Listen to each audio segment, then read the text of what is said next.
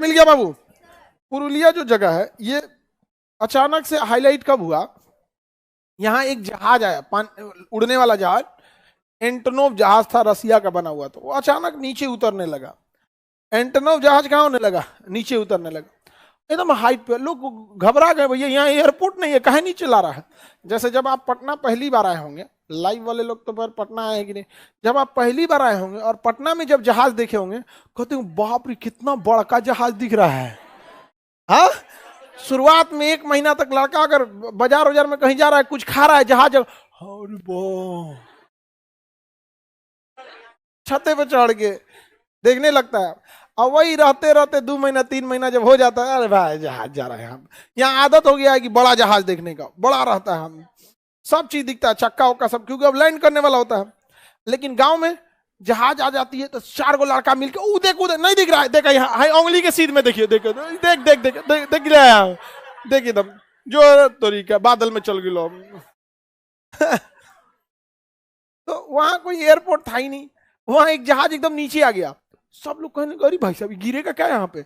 और जहाज जो था ना, कार्गो जहाज था, तो उसका दरवाजा पीछे की ओर खुलता है, और वहां से ना बड़ा बड़ा ना कार्टून गिरने लगा, लकड़ी का जो होता है ना कार्टून बना, वो गिरने लगा वहां से, उसमें से कोई ढकेल ढकेल के गिराने लगा। पूरा गांव छिटा गया उसमें कार्टून से।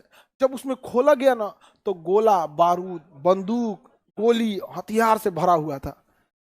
एकदम पता ही नहीं चला, अभी तक उसका केस का कोई सॉल्व नहीं हुआ। और ये चीज गवर्नमेंट ने सीक्रेट रखा है कि आगे इन्वेस्टिगेशन में क्या हुआ क्या नहीं हुआ।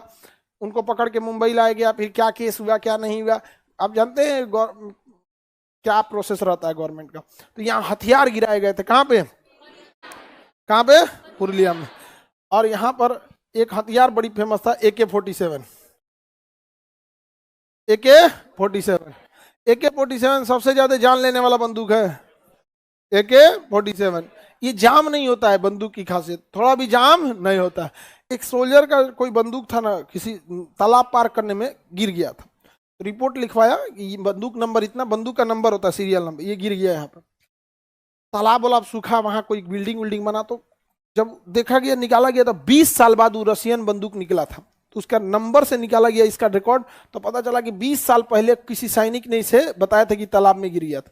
जब उसे चलाया गया ना, तो प्रॉपर वर्क कर रहा था, प्रॉपर वर्क कर रहा था। बहुत खतरनाक हथियार है, कौन, AK-47।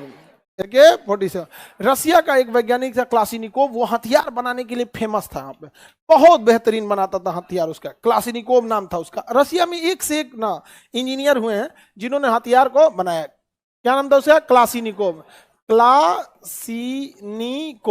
ये इनकी अभी मृत्यु हो गई क्लासिनिकोव की, अब नहीं, ये मर गया, यहाँ पे बूढ़ा हो गया। द्वितीय विश्व युद्ध के समय का है क्लासिनिकोव, उस समय भी था, और बहुत खतरनाक हथियार बनाता था।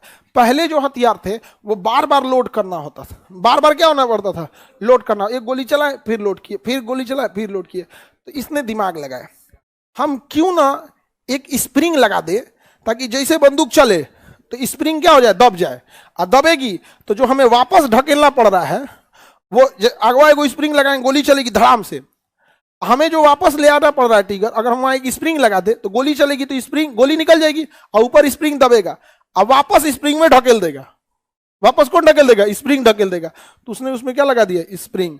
अब जैसे गोली मारते हैं तो धड़ाम से जाता है आगे, गोली आगे निकल गई, और उसके ऊपर क्या लगा दिया है, स्प्रिंग, स्प्रिंग दबेगा और स्प्रिंग ही वापस ढकेल देता है, ऑटोमेटिक लोड हो जाता है।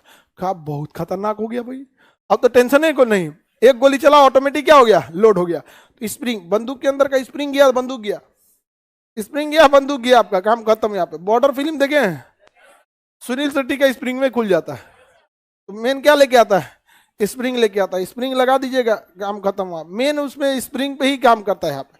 तो इसने ना स्प्रिंग लगा दिया ना, तो हथियार ऑटोमेटिक हो गया, क्या हो गया, ऑटोमेटिक हो गया। और 1947 में इसने बनाया था एक ऑटोमेटिक हथियार, जो जान लेके रख दिया यहाँ पर। 1 सेकेंड के अंदर 8 से लेके 16 गोली मार देता था। 1 सेकेंड में कितना गोली मारता, अलग अलग मोड होता है, मैक्सिमम 1 सेकेंड में 16 गोली मार सकता था, इतना ऑटोमेटिक था। गोली चलाते रहिए, ऑटोमेटिक क्या होते रहेगा, लोड होते रहेगा। तो 1947 का सबसे खतरनाक हथियार बना दिया। ऑटोमेटिक को क्लासिनिकोव को K-47 में बनाया था, तो 47 AK-47। इसी का नकल करके चाइना ने बनाया AK-56।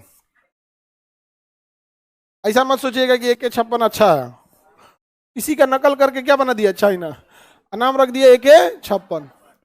तो AK-47 आज भी सबसे खतरनाक हथियार होता है। एक आतंकवादियों का सबसे फेमस हथियार, इसका फोल्डेड बट सिस्टम बहुत बेहतरीन होता है AK-47 का। तो पश्चिम बंगाल में किस जगह पे हथियार डंप किए गए थे? पुरुलिया में। अभी इसकी जांच वोच क्या है, गवर्नमेंट ने कुछ बताया नहीं। पुरुलिया में, पुरुलिया के ऊपर अगर आप देखेंगे तो चितरंजन मिलेगा, मिल गया चितरंजन। चितरंजन रेलवे इंजन कारखाना कहाँ है? मिल गया चितरंजन। चितरंजन के पास देखिए दुर्गापुर, नहीं मिला? चितरंजन के पास दुर्गापुर। बताइए स्टील कारखाना दुर्गापुर, स्टील कारखाना, इंजन कारखाना चितरंजन, इंजन कारखाना चितरंजन, स्टील कारखाना दुर्गापुर। वहीं देखिए मिलेगा रानीगंज, मिला रानीगंज। कोयला क्षेत्र रानीगंज, कोयला क्षेत्र, कोयला क्षेत्र मिला। बताइए इन दोनों औद्योगिक शहर को कोयला की प्राप्ति कहां से होती है? रानीगंज। सबसे ज्यादा अगर कोयला किसी खदान से निकाला जाता है तो कहां से? रानीगंज। रानीगंज। भंडारण सबसे ज्यादा है तो धनबाद वाले खदान में।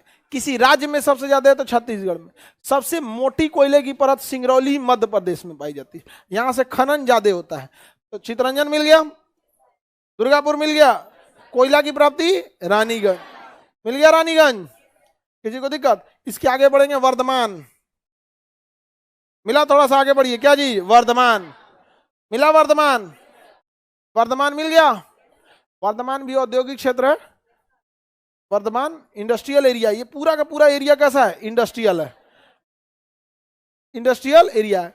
और ध्यान से देखिए ना, अगर ये एरिया इंडस्ट्रियल है तो झारखंड का ये एरिया भी तो इंडस्ट्रियल ही है, नहीं है?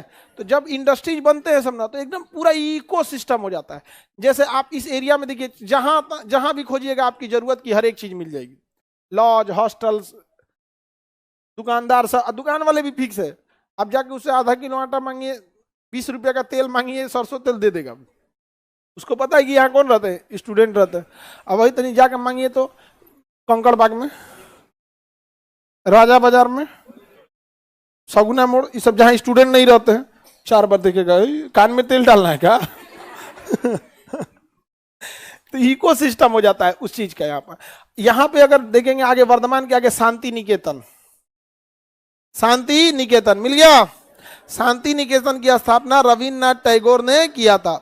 शांति निकेतन की स्थापना रविन्द्रनाथ टैगोर, शांति निकेतन की स्थापना रविन्द्रनाथ टैगोर। किसी को कोई दिक्कत?